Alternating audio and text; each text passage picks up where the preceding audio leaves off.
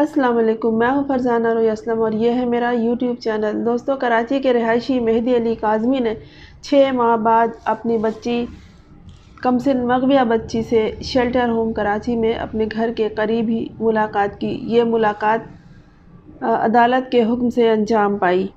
والدین کی ملاقات کے بعد بچی کا اغوا کار، جو خود کو اس کا خاوند کہتا ہے، اس نے بھی ملاقات کے لیے ایک اور درخواست دائر کر دی۔ اس سے قبل بھی اس نے بچی سے ملاقات کے لیے 3 درخواستیں عدالت میں دائر کی تھیں، جس کو مسترد کر دیا گیا۔ جناب، اس وقت ہمارے پیش نظر یہ نکتہ ہے کہ والدین نے تو ملاقات کی، ان کا یہ حق تھا۔ یہ اور بات ہے کہ اپنی سگی بچی سے ملاقات کے لیے انہیں طویل مدت تک انتظار کرنا پڑا۔ والدین کی کمسن بچی سے ملاقات اور اس کی ننھی منھی بہنوں سے ملاقات اغوا کار شکستہ خاندان پر کڑی گزری اور وہ تڑپ کر رہ گئے۔ اس کے بعد ظہیر احمد، جو خود کو مغویہ بچی کا خاوند کہتا ہے، اس نے عدالت سے یہ استدعا کی کہ اسے بھی اپنی بیوی سے ملنے کی اجازت دی جائے۔ کون سی بیوی؟ کس کی بیوی؟ کس کا خاوند؟ نکاح ہوا ہی کب تھا؟ نکاح خواہ کون تھا؟ گواہ کون؟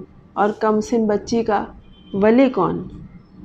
جس نکاح خواہ نے اور گواہ نے 3 ماہ جیل کاٹی ہے اور ضمانت پر رہا کیے گئے ہیں، وہ یہ کہہ چکے ہیں کہ اس نے نہ ظہیر احمد کو کبھی دیکھا اور نہ ہی نکاح پڑھایا، بلکہ نکاح خواہ کسی اور کا نام آ رہا ہے جس کو پولیس نے کبھی نامزد کیا ہی نہیں۔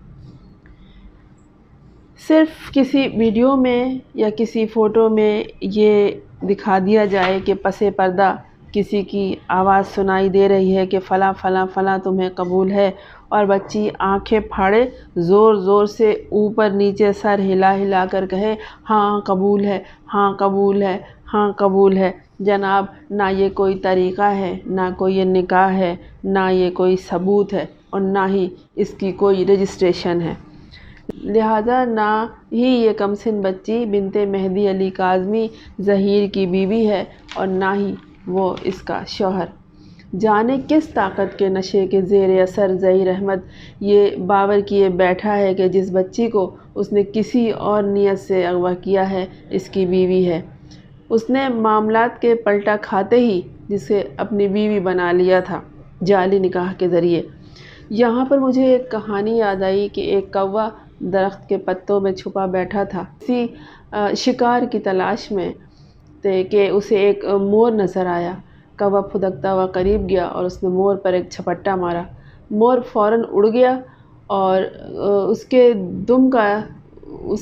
دم سے ایک پر جھڑ کے نیچے گر گیا۔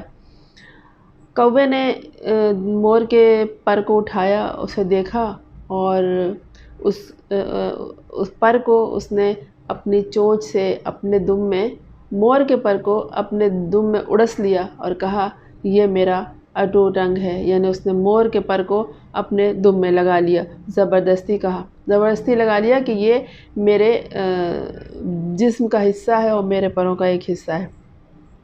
بالکل یہی بات صادق آتی ہے ظہیر احمد پر، جو کمسن مغویہ بچی بنت مہدی علی کاظمی کو اپنی بیوی کہہ رہا ہے۔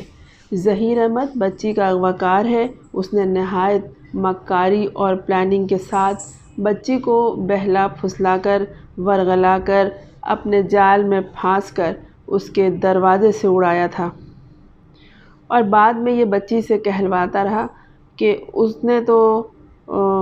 ظہیر احمد نے تو بچی کو کبھی دیکھا ہی نہیں اور وہ خود ٹیکسی میں بیٹھ کر لاہور آ گئی ہے۔ والدین نے تو ماں باپ ہونے کی حیثیت سے ملاقات کی۔ ظہیر احمد کس خواب و خیال کی دنیا میں غرق اس سے ملاقات کرنا چاہتا ہے اور کیوں؟ بچی سے ظہیر احمد کی ملاقات کا مطلب ہے وہ اپنا جرم ایک بار پھر دہرانا چاہتا ہے، یعنی کہ اسے سکھانا، پڑھانا، بہلانا، پھسلانا، ورغلانا اور اس سے زیادہ ڈرانا، دھمکانا اور خوفزدہ کرنا۔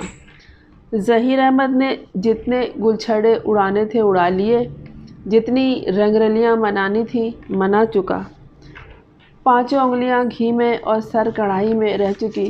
اب کڑھائی کے تنگ کنڈوں میں جو اس کا سر پھنسا ہے وہ اسے نکالنے کے بارے میں سوچے اور کسی کونے خدرے میں بیٹھ کر اپنی انگلیوں میں چپکی ہوئی گھی کو چاٹتا رہے اور اس وقت کا انتظار کرے کہ جب وہ اپنے کیے پر سزا کاٹے گا۔